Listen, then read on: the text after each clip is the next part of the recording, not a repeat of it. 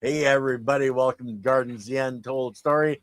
I'm Ken Somerville, my co-host Andy Lopez, the Invisible Gardener, and we're talking about worms and dirt today, man. Like Subterranean Engineers, unlocking the secrets of the earthworms. And this is something that's extremely important in your soils, is you want earthworms. You want those engineers down there. And Andy, let's get into it, brother, and talk about some worms. You know, the I've been in business a long time, and earthworms have a very special place in my heart because I use earthworms. I have a worm farm, and if it wasn't for the worm farm, I would probably be doing something different. not doing this. I discovered the earthworms a long time ago. I remember what's it called? The canary in the bird cage. Okay. Yeah, the canary in the mines. Canary in the mine. There you go. They're right. They were in the bird cage, but they were in the mine. And when the canary dies, it's something wrong in the mine. Yeah, the oxygen is gone. You're about Yeah, to die. yeah. And it's I've always felt that the earthworms are like just like the canary in the mine. Yeah. And I've always looked for earthworms, the signs of earthworms.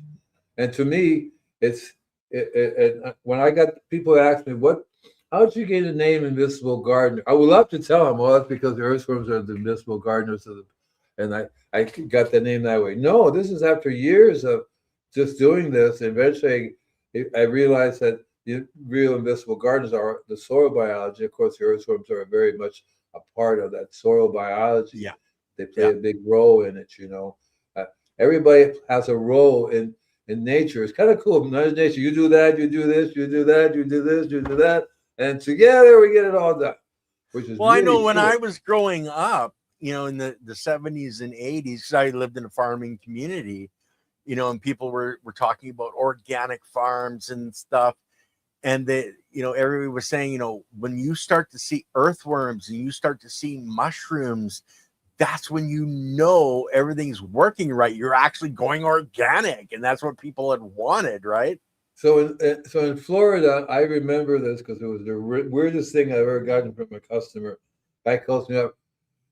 You have to come here. You really need to come here. There's something wrong with the soil here. And I can't do it. He said, look, there's earthworms. I've been trying to kill them, and they keep coming back. I'm going, you were doing what? Yeah, I've been spraying for them. I spray this and I spray that. There's something wrong with this soil. The earthworms are coming back. What's wrong? And I said, calm down, relax. I was like, go fishing, man. Just pick them up and go fishing. Earthworms are the key. And when you mentioned mushrooms, that's the other thing I look for. I was at the place the other day. Oh, I feel the same thing. Mushrooms are growing here. Oh my God. Keep it twittering inside the house. And I said, no, because I actually spray one of the things I spray. Well, interesting enough, see, my liquid, my machine, it's made for biology. It's a special kind of machine that does not kill the biology when you use it. Because the other kind is it's a pump that uses a metal wheel that compresses. But this particular one uses a diaphragm, and it goes like that. And the opening's a little bit bigger. The nozzle is a little bit bigger. It's meant to spray compost tea. But I figured if it can do compost tea, it can do worm tea. And so my liquid has worm eggs in it. Yeah. So the worms are like my backyard being populated with worms, even though I'm going to probably go poor worms. I know they get no respect. I know it's like, but kids love it. They come all the time to the worm farm. They put your hand in there and go, oh, look at the wiggle. Oh my God. Just recently, some birds discovered my worm farm. They're in there trying to get at the worm. Oh my God, worms! Like, get the heck out of my worm farm.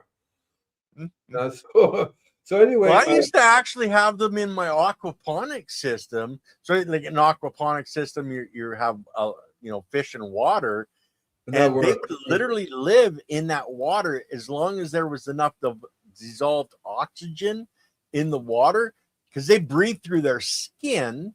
and they could live in the water and vitamin environment no problem, as long as there was enough dissolved oxygen. Yeah, that's one reason why I bubble. There's several reasons why I bubble my liquids, because the Yeah. biology really loves oxygen, and the earthworms really love oxygen too. Quite regularly, I see them swimming around in there. What are you doing? Because the eggs did decide we're going to hatch now, right now. We're going to do it.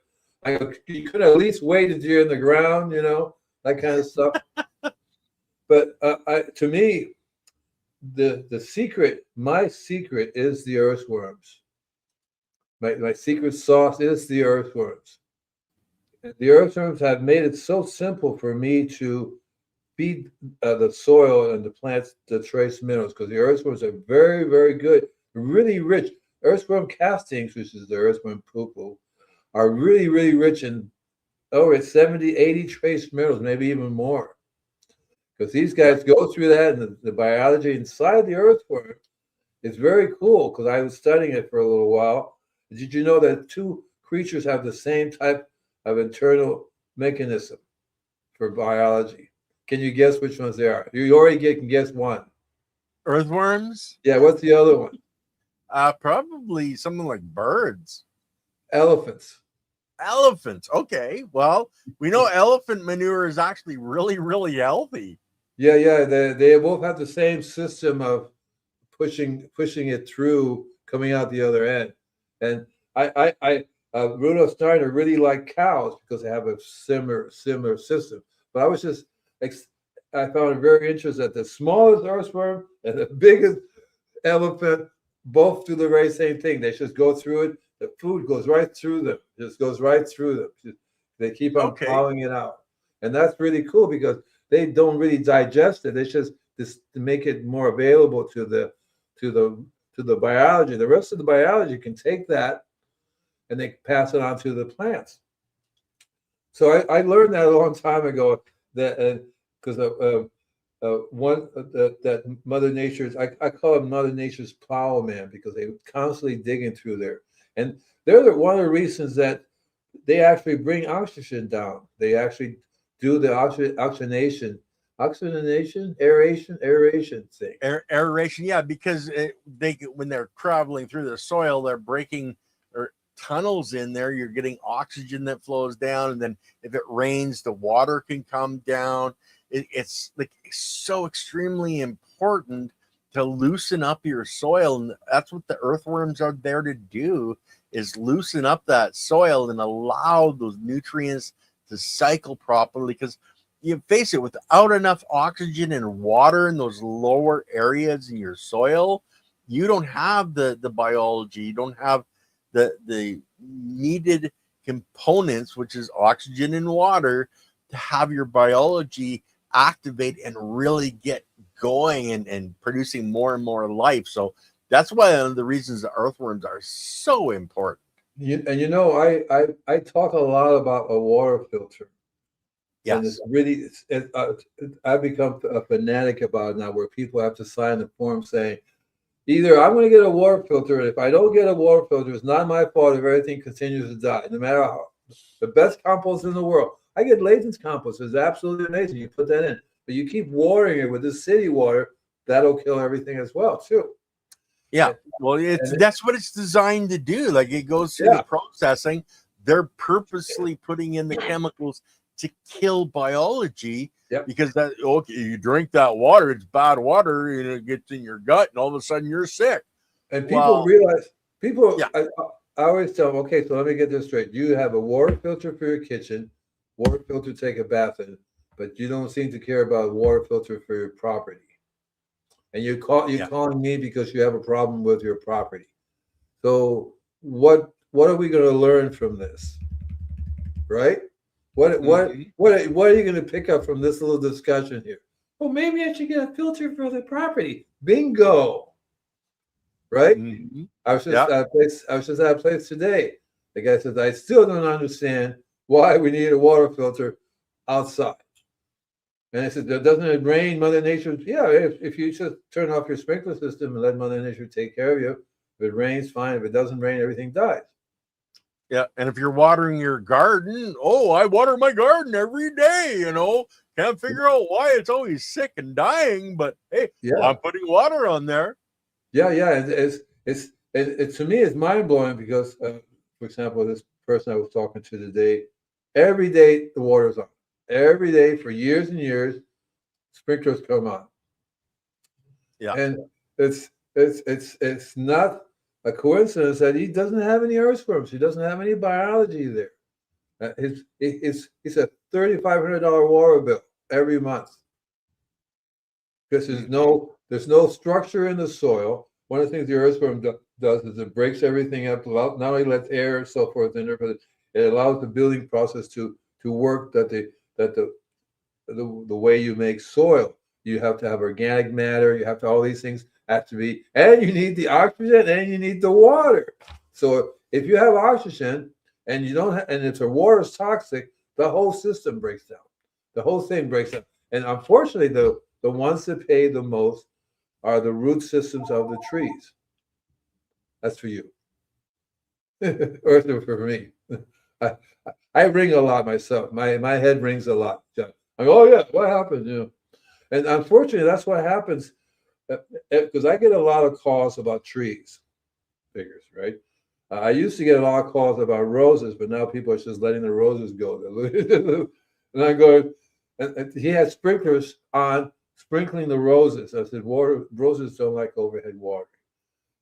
Plants in general don't like overhead watering. I mean, they don't mind Mother Nature's watering, but that city water that they get destroys the natural biology that's covering their leaves right off the bat. It destroys the whole environment that is meant to have biology, sterilizes. And I love to talk to whoever the person that's decided we're going to add chemicals to the water and make it a health issue. Yeah. Right? Right?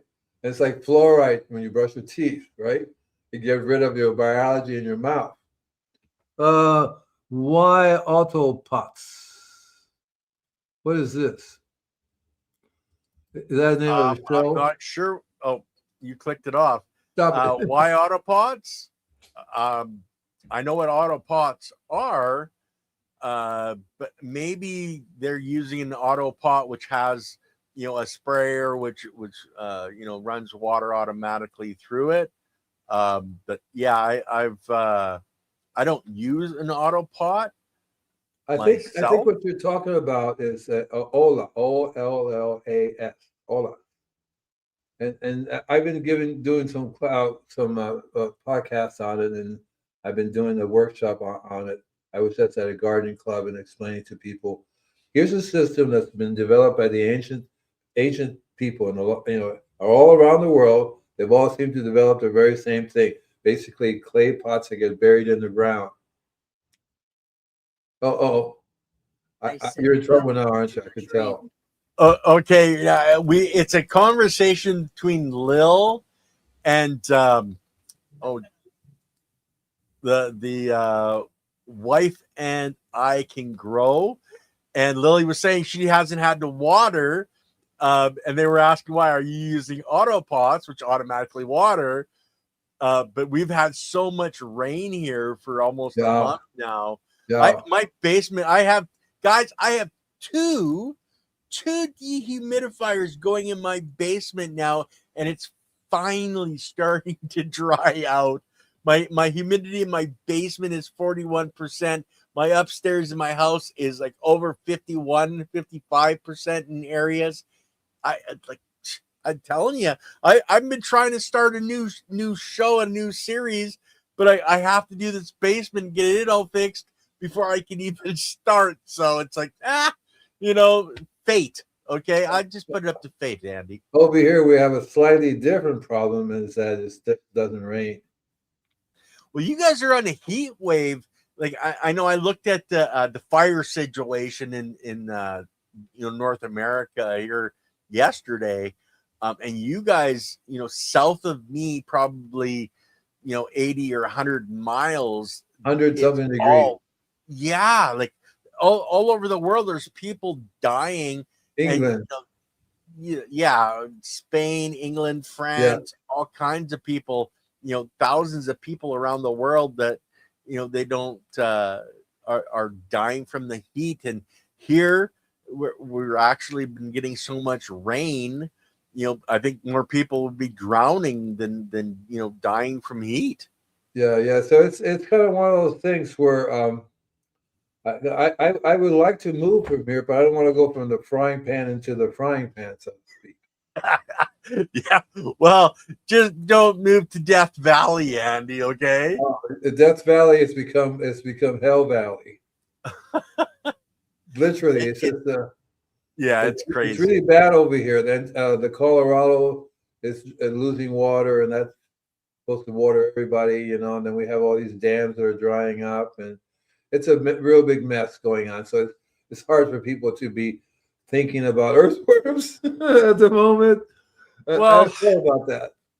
Yeah, it is. The thing is, when it does rain, like, if you have enough earthworms, if you have enough biology, on your property, and like people like Gabe Brown, you can look at some of his videos where, they had, I think it was 18 inches in 2 hours.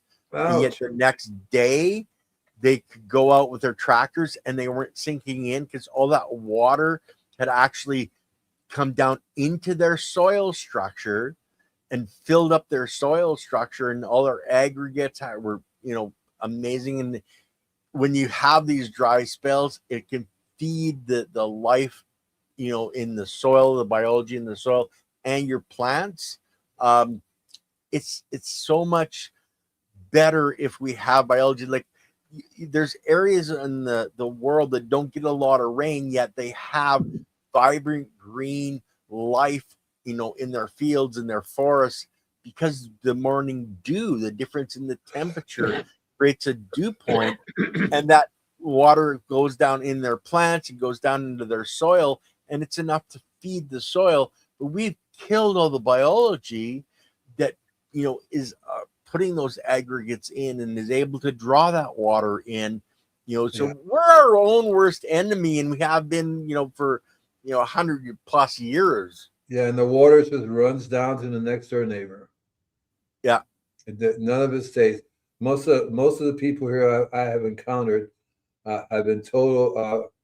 I was going to say idiots, but you get really close to when you totally ignore your property, ignore the health of your soil, and then you realize your trees are dying, but you just haven't noticed them. You haven't taken the time to look and see. Well, look, they look awful to me. When I drive by places, I'm going, that tree is dying, that tree is dying, that tree is dying, that tree is dying. And even though they're watering like crazy, the tree is still dying. Yeah. And it's very, very, very sad because there are so many systems that Mother Nature puts into place for us to have. When I lived in Florida, it rained every day, pretty much every day, but the water didn't run down. It soaked it right in. When I lived in Costa Rica, the water got soaked right in. See the beach joke made up? Yeah, let me bring up Serena. Right. She made this up a couple of days ago. I think it was at like 1 a.m. or something. Beet farmer. The beet, I have an overabundance of beets and no idea what to do with the surplus. Any ideas? Carrot farmer. Beats me.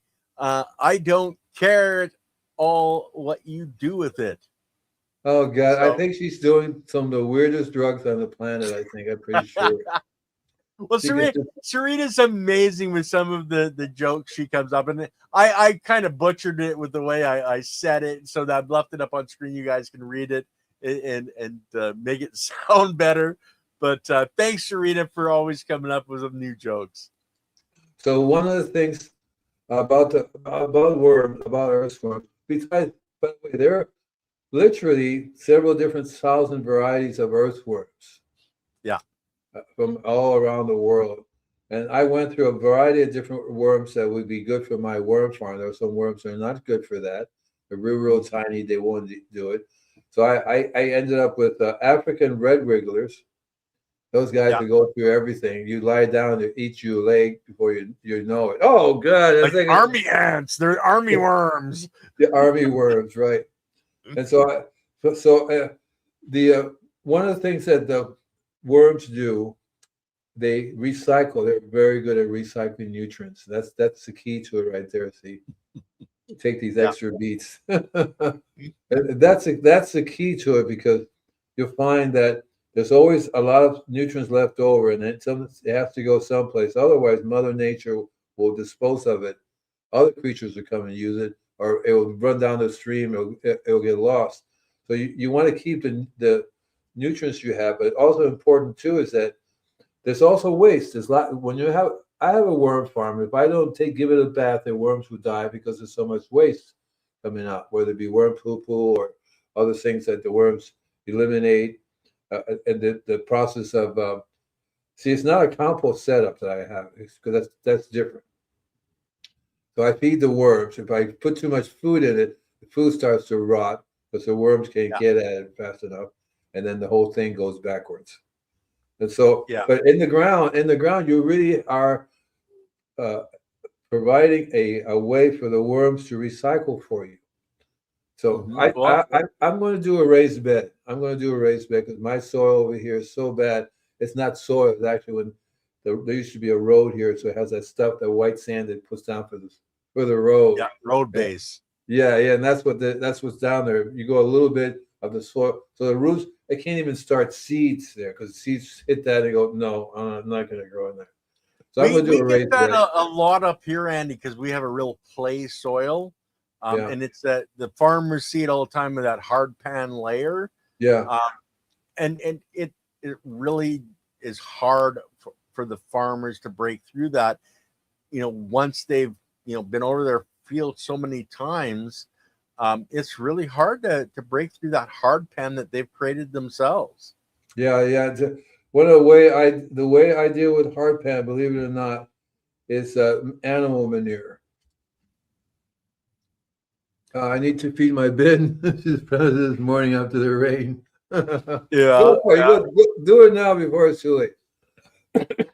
I learned in Florida they have hard pan too, and over here it's more predominant here. And hard pan can cover a whole big area, and it's called hard pan because the clay becomes like porcelain. No oxygen goes through there, no water goes through there. If the roots are down below the hard pan, so that root system starts to die out too. And so it's a tough one, but you don't really have years and years to break it down. So I've learned to use manure tea. Manure tea is so biologically alive that the stuff just eats straight through it. You see, and so I've learned. And so if you have a hard pan, you can use manure tea. Literally make a tea and pour it down. You'll see it. You'll see within weeks it starts to soften the hard pan. It finds a little ways to get in there. Then the worms will show up sooner or later, start digging down. A lot of times I use a post hole digger so I can go down, make little tunnels so that the liquid can go down deeper. You'd be surprised. Some things are like 10, 20 feet deep, these hard pans. And that's what the heck? What the heck is that, right? That means that it's been like that for years and years and years, and nothing grows underneath it. So you have these giant trees that the roots are, half of them are underneath this stuff. And if you were to dig that, you'll find that the roots are totally empty. There's no root hairs on it, nothing. It's not working. So it's amazing that the trees are still surviving when they lost a very important part of their system, which is the roots. Well, and it's like that's what they use. Like I used to watch a guy called Let's Dig 18, and he built dams for a living. And he would look for that clay, that special clay, and build dams out of clay, compact it so that the water couldn't get through the dam. Well, that's what's happening to a lot of our soils, and the rain can't go through, can't replenish our water supply, can't replenish our aquifers because it can't get through that hard pan clay layer. So for the farmers, you're harming yourself. Like I don't agree with a lot of tillage. I think that if you're breaking through that first half an inch maximum, just breaking up the plants you don't want there, makes it a little bit easier to plant. But any deep tillage, you shouldn't be doing it. If you want deep tillage, Allow the worms to be there because they'll do deep tillage for you. They're free labor. Without damaging the rest of the property. When you rototill, Yeah. it causes more damage than good because you're destroying the structure that's already set up there, and it takes a long time for it to recover. The only way it will recover if you get the human beings out of the picture, because we're very good at causing the exact opposite that we think we would want. So I've Well, learned you from think of experience. the Great Plains, where they would ride a horse through it, and the grasses were as tall as the horse, and the soil was 30, 40 feet deep. Easy. And it was the rain would fall and it would just go right Go into right that in. soil. Now we've killed it. We've killed it. So here we got a question. Okay. No. That's Okay. not it, huh? Well, what do you call 100-year-old antique? Yes. Okay, Serena.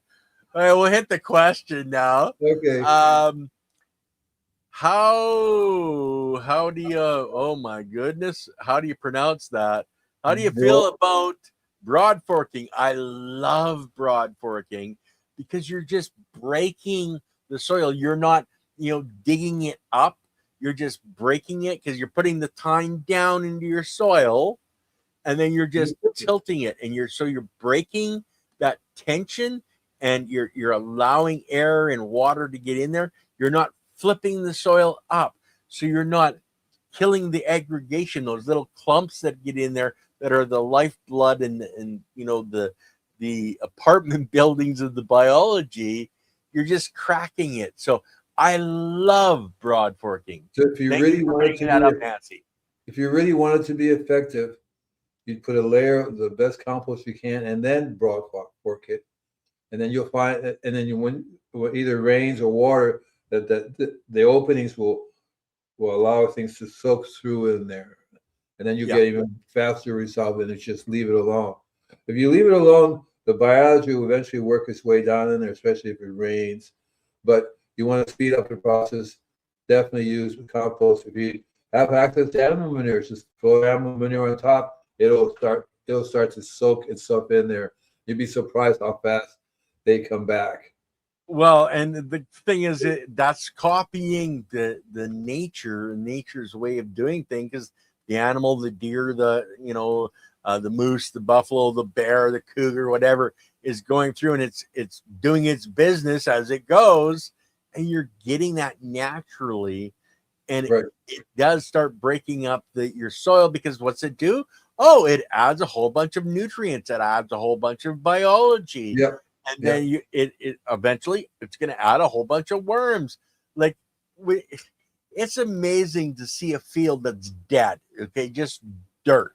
Okay, and like Andy, you've experienced this in your yard, where all of a sudden, over a year's time, geez, this was hard pan and nothing was growing there and nothing was alive, and all of a sudden you're going, oh hey, I got earthworms, and oh, my soil, I can plant here now. It doesn't take a long time if you allow nature. And Andy, of course, you've been doing sprays, so you've increased the speed of all of it. But yeah, that manure, natural manure, can really help if you don't overdo it. And if you're putting on 6 inches of cow dung, then you're probably you're being we call a moron. You put more on than you really needed. Yeah, it's a hard thing to do because most farmers shouldn't be farmers. Yeah. If you know what I'm saying, they have no idea what they're doing, and so they just plow, destroy. A good farmer never destroys the soil. A good farmer allows Mother Nature to do her thing, and that's what's so really good about it. You learn that if I did this in this way, Mother Nature will just take off. Or if I did this, it'll be none in my lifetime, but I would see it. And that's very important to understand. And one of the things about the earthworms is that they're really heavy water management system, which is really cool. We talked about this a little bit, right? Yeah. In terms of how not only does it aerate the tunnels, but the water goes in there and helps to aerate and brings the air and water together. What is this? Rip? Somebody happened? Oh yeah, Lane Ingram. Yes, I know. Yes. Yeah. Yeah. I didn't get to meet her in person. Yeah, neither did I, but I did get to talk to her on our channel. We had her on a couple of times. So I saw that. Yeah, wonderful, wonderful woman. She did so much for forwarding this knowledge, right. and we're trying to take it even further and further now. But yeah, and like Silly Lily says, don't be a moron, Leighton Morrison. Okay. So, he's the one that came up with that. Yeah, he did, and he did. And I talked to him on a regular basis because I'm constantly referring him for compost and for the mulch. He makes it. He did this company a really good favor by showing them how to properly make mulch. This mulch is like really a super compost product. It's steaming when you get it. The mycelium is coming out of it. You hear a little organ music, banjo music going on. You go, hey, this. Because I have a few people, they didn't want to buy the compost. I said, okay, we'll buy the mulch. Well, that's what you call redneck compost and redneck mulch, man. When it starts singing and playing the banjo, okay, it's redneck, okay? Well, it doesn't have to be redneck. I know a lot of hippies that play banjos. And I never met a hippie redneck. A redneck hippie? I never met a redneck hippie. I met lots of rednecks. And I don't like calling them that, and they don't like being called that either because I don't know, Andy, because I think I'm a redneck and I'm also a hippie. I got the long hair, okay? Yeah, and you're a redneck. Oh my God, you're a redneck. I'm in Alberta. We're all rednecks up here, okay? So one of the things about earthworms is that they're microbial boosters. And that's one of the things I like about earthworms, is that they bring all this biology with them. They have so many different kinds of beneficial soil microbes inside their stomach. That's why I like elephant. That's why Rudolf Steiner liked the cows, because they have all this biology that they bring to the table. But you don't get that from a lot of different types of animal manures. They have a certain amount of biology, and that's it. A horse is very, very weak in that area. A chicken is just chicken manure. It has its own biology, but it doesn't have anything else in there. I like llama manure and rabbit manure, but again, it's very limited to the different biology is there. Whereas if you're dealing with earthworm castings, and to me, earthworms are a lot easier to grow than elephants. I was out in the sun too long to the garden. Redneck. Okay, who said that? That's too funny. So I forgot what I said. What did I just say? I don't know. Now I got. So to me so when I lived in Florida, I used to drive around to all these different places, bring in brothers Barnum and Bailey Circus. They would ask me to come by and get their elephant manure. They wanted to give me lion and tiger manure, and I said no, thank you, I don't want it. I think because it's a very different type of manure, and you could get they have there's a problem with their they can get worms and stuff like that passed on to humans. If you use it, because you really have to learn how to heat up your compost. One of the things about making compost, you have to get it at a certain temperature. If you don't heat it up at that temperature, you will pass on other types of diseases that are there because it didn't get hot enough to sterilize that. You know what I mean? So animal manure, that meat eaters are the ones that have that problem with it. I don't have any problems with cows and sheep and deer, because they're not meat eaters. But if you're a meat eater, then you have this problem with the worms that you have to definitely learn how to make compost.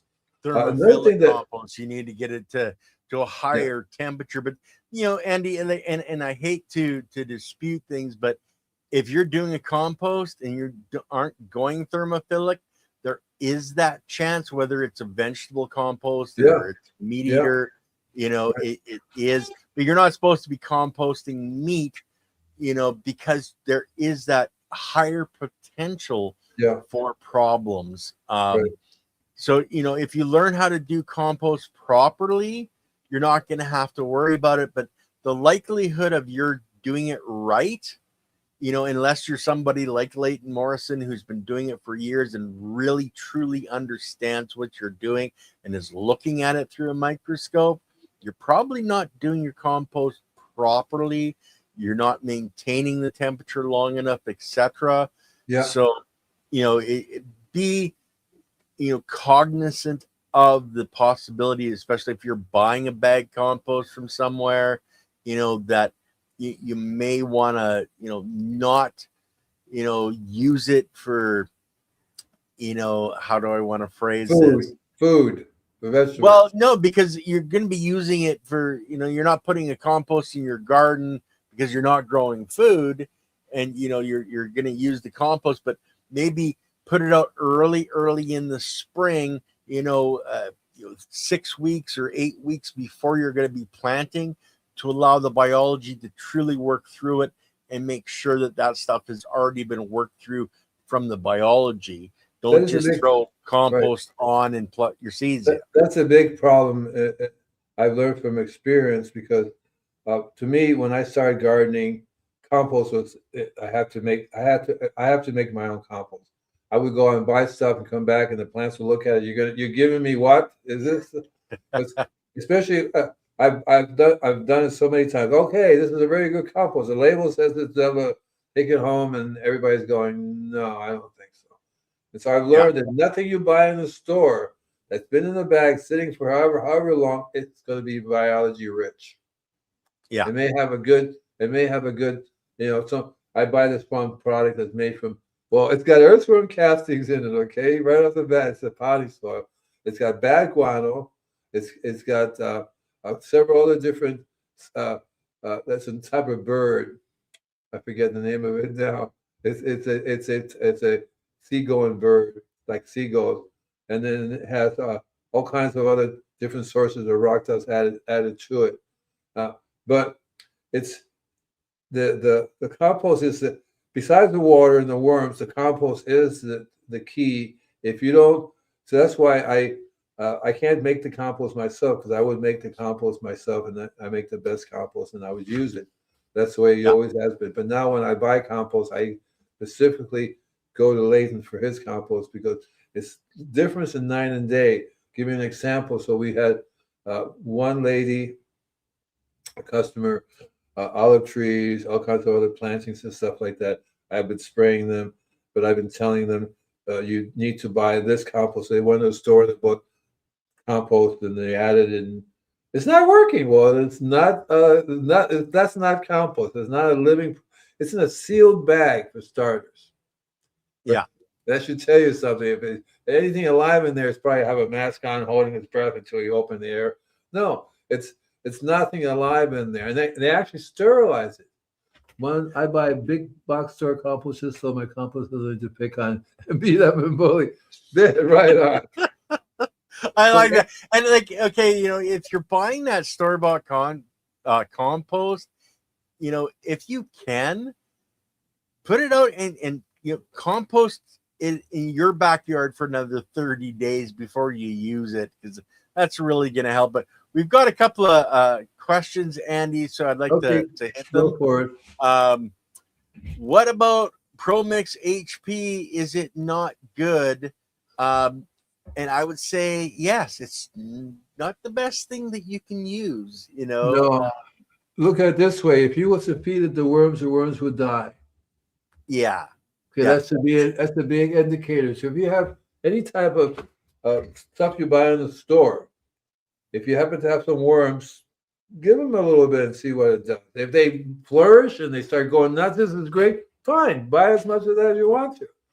But and you can't go by the labels. I hate to bring this up, but I had this one customer who was a graduate of Elaine Ingram's too, which is surprising to me. But the reason why it's surprising is because she was working for a chemical company and in charge of making the chemicals for their use. She gave it up. She wanted to go organic. She hired me to help her out. But she went and bought this fertilizer, which Excuse me. I have sinus infection, so I get congested. Oh yeah, and it says on the bag, does not that the earth that the soil biology eats the product, eats the chemical fertilizer, and breaks it up into ammonia. Totally safe. Doesn't kill the earthworms or the soil biology. And I took me 5 minutes to disprove that it is bad. The thing was is that it didn't kill the earthworms or the soil biology right away. Use it over a period of time, changes the pH of the soil. The pH is wrong, the soil biology would be wrong too. It gets rid of the soil biology and the worms. You're not going to have the soil biology or worms if you keep using this product. So a good indicator is the worms. If the worms like what you buy from the store, then it's okay to use. If they don't like it, then either you have to prep it somehow, blend it in with your compost, let it cook together, or make some compost from it, because you can buy something in the store and add things to it full of biology and make it cook up and make it something useful. That's what I did today. It's late in listening. So I bought a yard of his compost, and I bought another product, which basically is sold as a potting soil, organic potting soil, which has some biology in it. But I mix the two together, you have twice as much of the product that you can use because it also makes a great mulch. Yeah. And so you learn that's a good point. You can help, that cheap stuff with some good stuff. That's what you have to do. Mix it together. So let's go to Serena's question here, Andy. What's the best way to rebuild nutrients in soil in a green stalk or garden tower 2? What ratio of worm castings, biochar, and compost is the right amount to use? You want to answer that one? Offhand, I would say you don't want compost straight, you don't want biochar straight, and you don't want earthworm casting straight. Earthworm castings is probably the one that you could do straight if you wanted to, just grow it straight. So what I would do is it depends what you're growing, because a lot of times the plants make a big difference as to what it is, right? If you're growing tomatoes, or if you're growing lettuce, or vegetables, or fruit, or pot, or whatever else. So the thing to do is keep track of the blend that you make, and see which one you get the best results. Because one of the things that you have to find out is the pH. So I know off the bat that earthworm castings has a very acidic pH. Biochar, it's probably neutral. And what was the other one? I don't know. I got rid of the question, but I think Andy, she was asking more for percentages, right, on how much she should be using, and that's what I'm saying. That's what I'm saying, right? Which is the right amount? The way you can determine the right amount is you take notes of what amounts you mix. Because what you want to do, if it maybe you may have a little device that tells you the pH. That's what you want to do. You want to get the pH slightly acid. So these products here, they all may be already in the right pH, in which case you can blend it, but you have to figure out, because what happens is if you have too much of one product, like the compost is not made to be used straight. You can't grow in it straight. You have to learn how to blend it with either the soil that you have or something else to mellow it down to be able to grow right in it. Most plants will not like to grow in straight compost, since you have to amend it with something a little more mellow to mellow it down. So what I would do is I would say 1 part each, start with that, measure the pH down the road, and see what cut. If the pH is like 6, 8, bingo. You have the right pH, more than likely. But then again, it depends on the plants. It depends on how drainage. You may want to add something that allows for better drainage, because all those things can hold water. So you want to have something like perlite or vermiculite, which won't kill the worms, or something else to loosen, to aerate it more, to allow more air and water to flow through. Otherwise, it gets too compacted, too hard. I learned that from my experience with dealing with my worms. I have to take them out once a year and put new stuff in, because their compost gets so compacted that the worms don't like it in that kind of environment. Yeah, there's too much worm casting and not enough bedding for them. Right. So you want to add Yeah. some organic matter to it. That's the one thing that's missing. So you may want to add something like any. So you can grind up leaves. You can grind up, right. That's the carbon. Biochar is okay, but you want it in a form that actually adds some structure to your mixture. Does Yeah. that make sense? Yeah. I think it does. Like biochar is not a carbon source that can be used for Yeah. plants.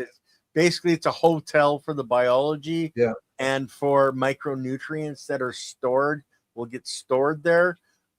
So you want to have just a mix, Serena. We can't give you like, okay, if you're gonna have 1 pound of this, you need 1 pound of that, and you know Doesn't work. that's not what nature does. You want a mix, of all the different things. It's really hard to give you an exact thing. Like, even Leighton Morrison for his horizontal soil system, it's a third, a third, a third, and then 10%. It's 30% sand, 30% silt, 30% clay, 10% organic material, and then you can add biochar into that as well. So it's think of it as more of a volume metric, and you're using a tower. Are you dumping all that dirt out, mixing all brand new stuff to put into it, I don't or think so. are you making it one mix for the next 10 years and just keep adding biology into it? Because if you have a decent mix, and somebody was asking about is silica really worth it? Well, guys, silica is sand. If you're getting the rough sand, you're getting all kinds of silica in that sand. And so, yeah, silica is very important. But if you have no sand, you're going to have to add, silica from a company, there's all kinds of different products out there. But if you add sand, silt, and clay and organic material into a mix, you can keep that mix for years and years and years, because 1 grain of sand can, and this is from a cannabis statistics, 1 grain of sand can feed 1 acre of cannabis. Okay, 1 grain of sand. But the caveat, you have to have the biology. Break it down. Yes. Without the biology, it doesn't get broken down. It doesn't get, made plant available. It really is all about the biology. The way it works with Mother Nature, she's never uses just one thing. She's always blending things up. Yes. And that's the key. You don't want to figure out. You want to find a blend that you can make that works for this, but maybe a different blend for that. But the same blend will work for a variety of things. But again, you have to learn what type of plants you're growing, what type of environment. What I would do is say, where does this plant normally come from? And think about the country that it grows in. That gives you a real good idea of what it really likes. Yeah. Okay? So and that's what's Lily's here. got a question, Andy. Okay. Andy, is a hot compost too hot for worms? I can't see them in a cold one, or I can see them in a cold one. Oh yeah. You can kill them if it stays hot all the time. Literally, what happens is when you're making compost, the worms will migrate down and let it get hot. Then eventually, as it starts to cool off, they'll migrate back up again. But they're not in there while it's cooking. No, they can't survive there. Like, you look at the Johnson Sioux bioreactor, and what they do is when they put it together, they let it cook through its cycle, and then once it starts to cool off, they will literally add the worms. And I can't remember the temperature. You can look it up online, for the Johnson Sioux, but it has to drop to a certain temperature. Then you would add the worms to finish off the compost. They cannot survive in that high temperature thermophilic compost. So that's the answer to that one, Lily. And there's one more question, and that's the silica one. Okay, is it really worth it? And yes, but I would use sand instead of buying products. But you know, a lot of people, it's a lot easier to buy, you know, the CalMag, which, you know, I hate to say it, but CalMag is a farce. I found out it, and I used CalMag for 2 years, and I just found out how much it wasn't what it was said to be. But that's like, you know, Andy, do you remember back in the day when everybody went, oh, we got to use back guano, and then all the cannabis all tasted like back guano.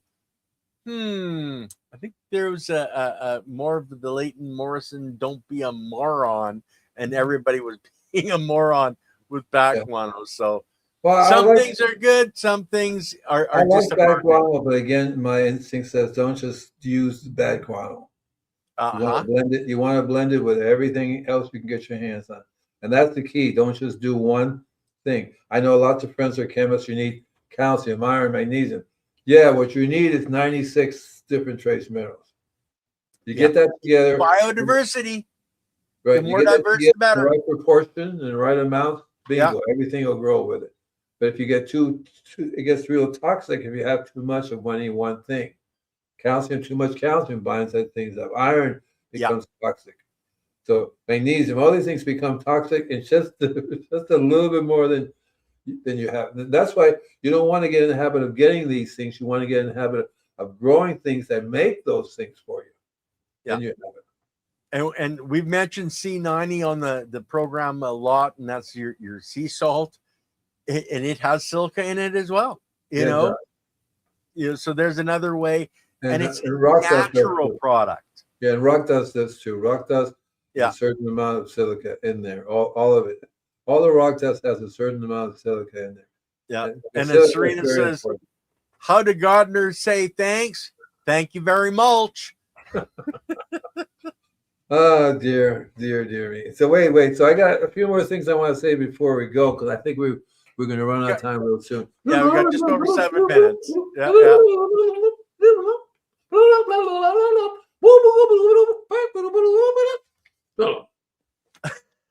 Did I go too fast? Did I go too fast?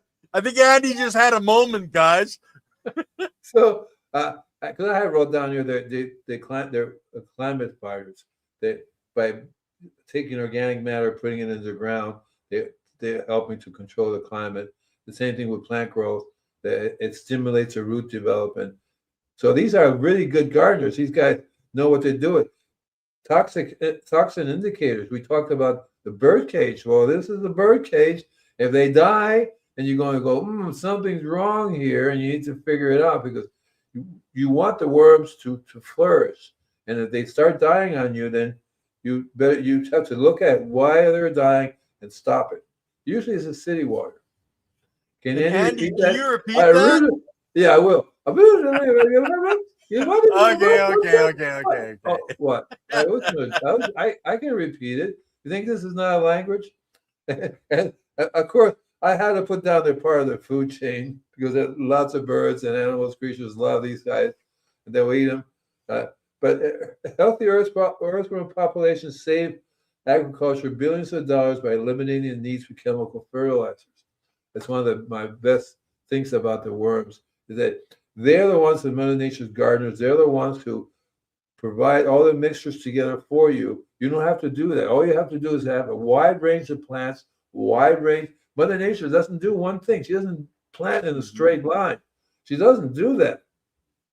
I love farmers that get whoosh, and a pest to go one to the other, and they all get the same disease, and they all have the same problem. So that's not the way to grow. And these are not farmers. They're just people making money, selling food. And the food is totally useless, because if you eat junk, you're gonna die from junk food poisoning, whatever they call it, right? Yeah. Now, Andy, and it's not work, it's worm. Can one worm survive? I know how worms breed. It's they rub up against each other. Oh yeah, one worm can survive. See the band in behind you, Andy, on this image. That's their breeding sac. Yeah. And you have to have two worms rubbing together. So I do not believe that if you have just one worm that it's going to survive. There depends on, again, there are so many different types of worms. So there's one particular worm that cuts itself in half, and you have two of them. How's that? Some worms will survive when they're cut in half, some won't. Right. Some, And the ones that there's a percentage, and there's one worm particular that cuts itself in half, ends up splitting into two, and then they do that. yeah, I don't know that they're hermaphrodites, right? So they're one sex, but I know that in worm breeding, temperature, water, amount of water in your mix is very important. And like I know, like people talk about avocado tech, and then they put an avocado on their soil, and the worms come up, and it's this big clump of worms. Well, that's like a worm orgy in there if you're doing that stuff. Yeah, my worms love bananas. I go to the store, and the lady says, "You eat a lot of bananas." I said, "My worms love the banana." I just cut the opening on both ends, leave it alone, and they go right in there. And the whole thing is just one big earthworm.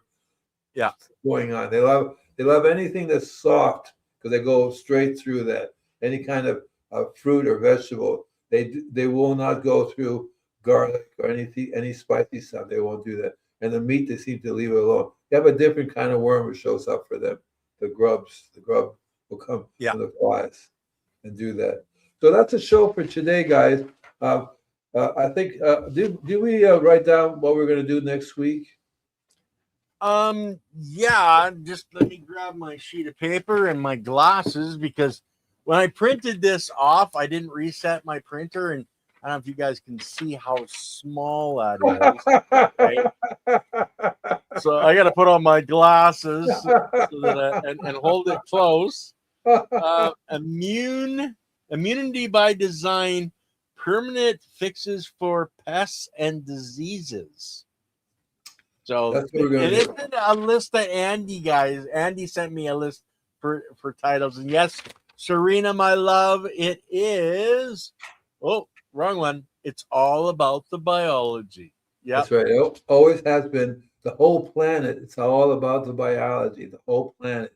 You get rid of the biology, you have similar like all these lifeless planets everywhere.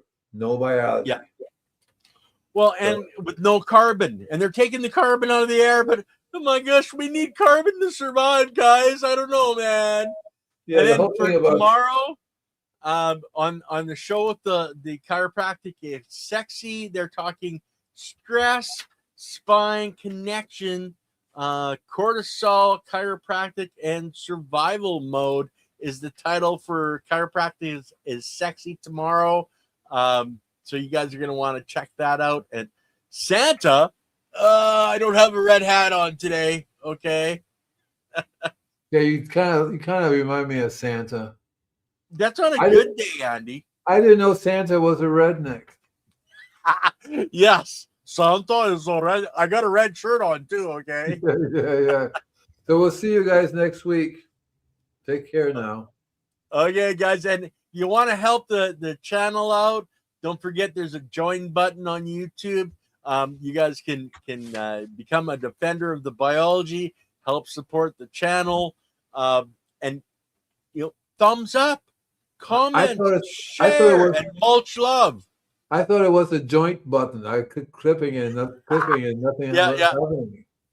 Well, they in Canada, people can actually send me an ounce at a time, and I even have my post office box in the description, so if you're in Canada, you can ship an ounce at a time, as long as it's grown with biology, grown in the soil, and no chemicals, please.